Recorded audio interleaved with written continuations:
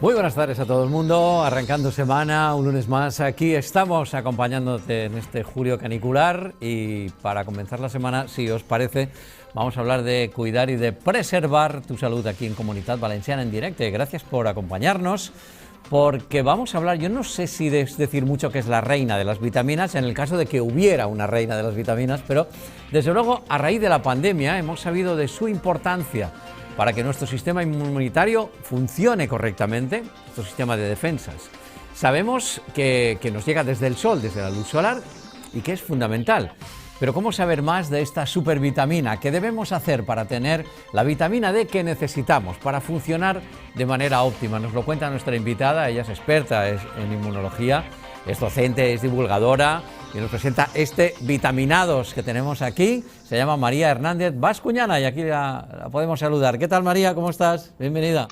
Muy bien, Chimo. Muchas gracias. Encantada de estar aquí contigo. En el libro, además, me lo estoy pasando muy bien con él y estoy aprendiendo muchas cosas. Desmontas algunas falsas creencias, ¿verdad? Mitos que hay alrededor de la vitamina D, como por ejemplo esto de que, claro, pero aquí en España es imposible tener déficit de vitamina D porque, claro, tenemos un sol tan maravilloso y esa creencia no es cierta, ¿no? Bueno, es cierto que tenemos un sol maravilloso, especialmente en la Comunidad Valenciana. Lo que ocurre es que el sol que nos ilumine no es suficiente para que obtengamos vitamina D. Realmente tenemos que exponer nuestra piel, tenemos que tener un contacto directo de piel con sol para que exista ese estímulo necesario para convertir una molécula de colesterol en colecalciferol, que es vitamina D3. Entonces, ¿qué ocurre? Si vivimos techados, vivimos a la sombra, bajo techo, bajo cajas, que pueden ser nuestros lugares de trabajo, los centros educativos, los centros deportivos, nuestros vehículos, y así hacemos la vida siempre techada o en la sombra, o bien inclusive protegidos por lo que se llaman bloqueadores solares, que comúnmente conocemos como protectores solares, pues estamos impidiendo que exista ese mínimo estímulo que necesitamos de los rayos UVB del sol para poder fabricar vitamina D, y nuestra piel es una fábrica de vitamina D. Es un órgano maravilloso, no es la primera vez que hablamos de la piel, desde luego, el más grande, digamos, del cuerpo humano y además que es responsable de fabricar nada más y nada menos que la vitamina D. Por ejemplo, otro lugar común es aquello de, no, pero a ver, la vitamina D es solamente importante para los huesos. Vamos a ver, en el libro y a lo largo de la charla, María, vamos a descubrir para cuántas funciones es importante la vitamina D. Yo no sé si decir la reina de las vitaminas, porque sería igual mucho decir si es que hubiera, como digo, alguna reina de las vitaminas, pero es una vitamina determinante, y no solo para los huesos, que también, desde luego. Eso es, se ha encontrado ya desde el siglo pasado. Lo que ocurre es que en las últimas décadas es donde vamos obteniendo muchísima más información y una mayor evidencia bueno, qué funcionalidad tiene la vitamina D en nuestro organismo. Y las funciones son múltiples, la verdad. Como me comentaba hablando con una autora que me entrevistó, también me decía, quizás deberíamos decir qué no hace la vitamina D, porque son tantas las funciones, pero bueno, podríamos resumir en que la vitamina D es necesaria para el desarrollo celular, el mantenimiento y la protección celular, también la eliminación de células que han sido dañadas y así poder prevenir, por ejemplo, tumores o cánceres. Y bueno, inclusive pues, es capaz de reparar daños en el ADN en el interior de la célula. También la vitamina D estamos viendo ahora que modula la expresión génica. ¿Esto qué quiere decir? Los genes tienen una marca, tienen un código genético, ¿vale? Y alguna de esas marcas, por mutaciones genéticas que se han producido, pueden determinar o predisponernos a situaciones no óptimas o a una enfermedad, por ejemplo. Entonces la vitamina D tiene la capacidad de poder silenciar esas marcas. Hace de esparadrapo, que se llama en la literatura científica, puede hacer de esparadrapo, ¿vale?, de esas marcas, y por tanto no dar lugar a su expresión, o si se expresan que no griten, que no sea de una forma muy brusca, y por tanto esto se traduciría en una mayor estabilidad en el paciente, un progreso más lento de la enfermedad. También sabemos que la vitamina D ejerce un papel importantísimo en el sistema inmunitario, es capaz de activar diferentes genes que están involucrados en estos procesos de inmunidad, y sabemos que es la vitamina D3, la que obtenemos por el sol, la que realmente tiene su mayor potencial en la inmunidad. La D2, que obtenemos por los alimentos vegetales, no tiene esa capacidad o la tiene muy reducida. tiene un potencial menor, un tiempo de vida menor y no tiene esa capacidad de involucrarse en el sistema inmunitario como si tiene la D3 que obtenemos de alimentos animales o directamente nosotros, principalmente por exposición al sol y fabricación nuestra propia.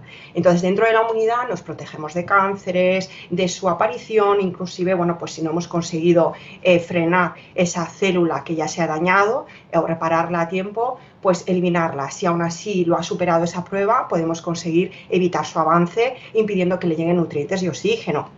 La vitamina D interviene en varias fases en esa dificultad de extensión del cáncer. También en las enfermedades autoinmunes, que hay mucha inflamación porque el cuerpo ataca a sus propios tejidos. Aquí la vitamina D es capaz de modular esos procesos de inflamación, de la autoinmunidad y de otros procesos, de otras enfermedades, e impedir que se desarrollen esas células que van a inducir esa respuesta agresiva de la autoinmunidad y el desarrollo de esas patologías dentro del espectro autoinmune. También previene contra infecciones del tracto respiratorio o de otro tipo frente a virus, bacterias y patógenos, y de ahí que se le haya hecho tan popular con la pandemia de COVID. Quizás esto es lo que más se ha dado a conocer de ella, pero no es su única función. También modula procesos de inflamación y dolor. Se pueden remitir procesos de dolor o pueden mejorar mucho, y de hecho los estudios hablan de que, bueno, pues no deberíamos tomar tantos analgésicos opioides porque vemos que la vitamina D, sin esos efectos secundarios que tienen los fármacos, puede contribuir en la mejora de esos procesos de dolor, especialmente los crónicos. También está involucrada en la reparación de tejidos. Cuando hay un daño tisular o de tejidos, la vitamina D interviene también. También en el aparato cardiovascular nos protege, en el sistema nervioso también. Mejora nuestro rendimiento. Esto es algo muy básico. Si las células no tienen suficiente vitamina D, lo que se ha encontrado es que el rendimiento de las mitocondrias celulares disminuye hasta incluso un 40%. ¿Y qué son las mitocondrias celulares? Son las cocinas de nuestras células donde obtenemos energía. Allí se cocina la materia prima para poder obtener energía. Si esas cocinas no están a pleno rendimiento, si esas cocinas fallan, entonces lo vamos a notar en nuestro rendimiento, no solo muscular, sino también cognitivo, nuestra vitalidad, nuestro bienestar emocional, la falta de fuerza. Lo vamos a ir notando. Esos son los primeros síntomas. Luego también nos puede afectar a diferentes órganos de nuestro organismo y su funcionalidad, porque allí también hay mitocondrias.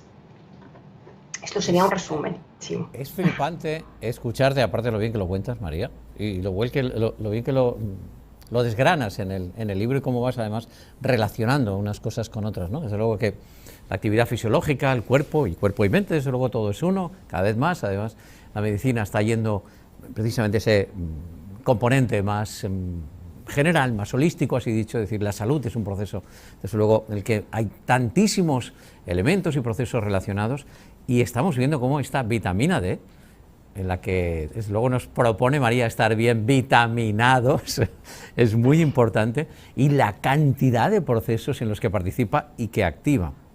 Has hablado de tantas cosas y súper importantes, ¿no? De activar genes en los procesos de inmunidad. Has hablado de procesos cancerígenos. Claro, es que en el proceso también de la fecundación. Bueno, y además has mencionado, aunque de pasada, y me gustaría que lo desarrollaras un poco más, a raíz de un libro que yo pienso que es una auténtica referencia, de Miriam Rojas Estapé, en el que he descubierto en tu libro que estuvisteis buceando un poco en el libro de Miriam, y entresacaste que había un capítulo dedicado a la vitamina D. Tú que eres una gran divulgadora de la vitamina D, ¿no? De las campeonas de divulgación en la vitamina D. Y dijiste, claro, eureka, la relación que hace Miriam en la salud, entre la salud mental, tú acabas de mencionarlo también, el equilibrio emocional, y la vitamina D. Pero ¿qué ha ocurrido durante mucho tiempo a la hora de administrar la vitamina D? Y otra pregunta también implícita, es decir, ¿cómo sé si voy bien de vitamina D o no? ¿Cómo lo puedo saber? Claro. Vale, pues la única manera de saber nuestros niveles de vitamina D es haciendo una medición sérica. Otra cosa es que eso no siempre nos está diciendo si voy bien o no de vitamina D, porque los rangos se establecen en general para toda la población por igual, y hay estudios bastante actuales del 2018 desde 2017-2018, donde se habla de la diferente respuesta que tenemos a la vitamina D, índice de respuesta a la vitamina D, donde se ha observado que no todas las personas respondemos igual. Entonces podemos llegar, por ejemplo, Chimo, tú y yo podemos llegar a tener 30 nanogramos por mililitro de vitamina D en sangre, que es lo que actualmente se establece como mínimo de suficiencia, mínimo, hasta 100, entre 30 y 100 es lo fisiológico, o podríamos decir suficiente, o lo normal, ¿vale? Entonces, algunos laboratorios lo establecen todavía más bajo, en 20. Esto es muy arcaico, muy antiguo, solo pensando en la salud ósea, pero todavía está por ahí y de hecho parece que estamos retrocediendo hacia eso. Pero bueno, vamos a dejarlo en 30. Entonces, tú y yo, Chimo, podemos tener 30 nanogramos por mililitros o 40 inclusive. Podríamos considerar que por tanto ya estamos estamos bien, tenemos al menos suficiencia de vitamina D, pero los estudios nos dicen que no, que uno de nosotros teniendo 40 puede ser insuficiente para uno de nosotros y para otro puede ser suficiente, ¿vale? Moderadamente insuficiente o muy insuficiente para uno de nosotros. Eso va a depender de nuestro índice de respuesta. También en el libro explico lo que es la resistencia a la vitamina D. Todo este conocimiento no se está volcando a los profesionales sanitarios, no está llegando a las facultades. Es cierto que es bastante nuevo, pero no es tan reciente, ya lleva tiempo, pero hace años se decía, no hay suficiente evidencia y no se le prestaba atención. Y ahora se sigue replicando, no hay suficiente evidencia y la hay, pero no se quiere escuchar, no se quiere leer, no se quiere saber, ¿vale? Entonces, bueno, para saber mis niveles séricos, que no significa que me estén diciendo si tengo suficiente vitamina D o no, están las analíticas. Luego también en el área clínica contemplamos mucho los signos clínicos, las manifestaciones de esa persona y los síntomas que tiene nos dicen mucho sobre si esa persona está teniendo suficiente vitamina D o no, porque lo vemos con estados inflamatorios, lo vemos también con dolencias muy comunes, por ejemplo, en el caso de las mujeres fértiles, la menstruación que se repite mes tras mes, con en algunos casos unos dolores muy fuertes que llegan a ser invalidantes y no tienen por qué darse o no deben de ser tan fuertes, pueden ser algo mucho más leves y cuando tenemos vitamina D en un rango suficiente para esa mujer, adecuado, óptimo mejor dicho, mejor que suficiente, vemos cómo todo eso cambia y desaparece ese dolor y los estudios lo avalan, hay estudios al respecto. Ahora, ¿qué pasa, como has comentado, de lo que hemos estado administrando hasta ahora? Es que dábamos dosis muy bajas. Entonces, claro, si nos vamos a los estudios más recientes, donde ya se han administrado dosis adecuadas, no bajas, es cuando empezamos a ver realmente el impacto de la vitamina D. ¿Y por qué no administrábamos antes esas dosis de impacto y las administrábamos muy bajitas que no tenían impacto? Bueno, porque hubo un error estadístico allá por 1997, en un estudio que se encargó al Instituto Americano de Medicina para establecer cuál era la cantidad diaria recomendada de vitamina D. Entonces ellos establecieron entre 600 unidades internacionales al día y 1000. Hoy en día sabemos que debe ser 10 veces más. Entre si acaso 6.000, bueno, los estudios dicen 7.000 y 10.000, y la media la ponen en 8.900, creo que 75, es decir, unos 9.000 unidades internacionales necesitamos las personas adultas para poder llegar a 30 nanogramos por mililitro. De manera que todos los estudios que se han hecho con dosis tan bajas y que se siguen haciendo, porque no se actualizan, mucha gente no se actualiza, seguimos replicando esos errores y no llegamos a unos resultados realmente de impacto o que sean significativos. Cuando enfocamos bien los estudios, los planteamos bien, con unos niveles ya un poquito mayores o incluso mucho más mayores que se han estudiado, se han visto realmente resultados impresionantes, dignos bueno, pues de identificar, de divulgar y de seguir investigando. Qué importante es, has mencionado también para nuestro equilibrio emocional y desde luego y también tiene relación con nuestra salud mental, en esa idea de que hemos de cuidarnos todos. Qué importante es salud bucodental, tracto respiratorio, las afecciones, se está investigando también su relación con la clínica del dolor, que es también una parte de la clínica que está teniendo unos avances enormes para que tengamos una mejor calidad de vida. Bueno, yo no sé si llamarle la reina de las vitaminas, pero desde luego te ocupa un lugar en nuestro organismo alucinante y como te has dicho muy bien, el coronavirus la ha puesto de moda, ¿no? La ha puesto ahí en el candelabro que decía aquella. Sí, eso es. Se ha puesto de moda por el tema de infecciones, COVID y la inmunidad.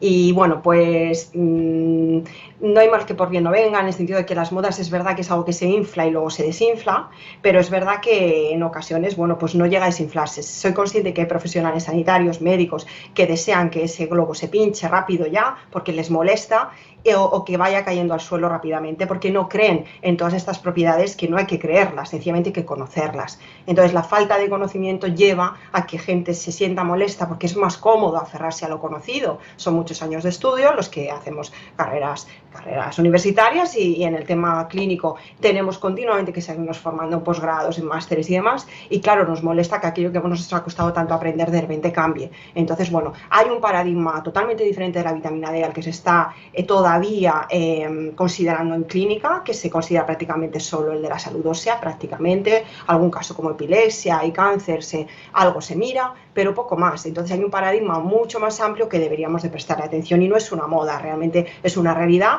más allá de que hay gente que se aprovecha, ¿no? Y lo hace como una moda, o bueno, les hay los medios de comunicación para tratar de difundir noticias, ¿no? A veces, bueno, con más rigor, con menos rigor, pero bueno, pues quizás eso forme parte de la moda, pero es un altavoz que es necesario.